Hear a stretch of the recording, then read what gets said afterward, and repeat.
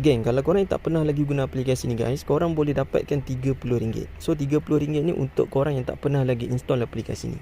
So lepas korang install, korang buat task, korang dapat RM30 and korang boleh tukar dengan cash boleh. Korang nak tukar dengan reload pin TNG pun boleh, tak ada masalah. Dan duit tu korang boleh pakai macam biasa lah. Lepas korang dah withdraw, korang boleh guna macam biasa guys. Nak beli top up boleh, nak beli barang ke, nak bayar apa-apa pun boleh, tak ada masalah. So aplikasi ni sangat sesuai kalau korang nak main dengan adik-beradik korang ataupun kawan terdekat dengan korang.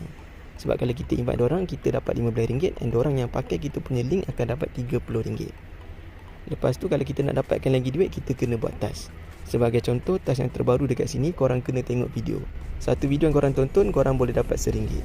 So sangat-sangat mudah untuk buat task dekat dalam aplikasi ni. Yang penting kita follow dia punya step. Dan duit daripada task ni lah kita guna juga untuk kita tukar dengan cash ataupun reload pin TNG. Jadi kalau korang nak tengok video lengkap dia, korang klik sekarang dekat atas tajuk video short ni, dia ada satu lagi tajuk video. Korang klik dekat bahagian situ, nanti dia akan buat masuk dekat dalam video tutorial. So dekat dalam video tutorial tu kita dah ajar korang macam mana cara nak buat duit. Kalau tak faham, komen je dekat bawah video ni. Okay, Assalamualaikum, semoga berhasil.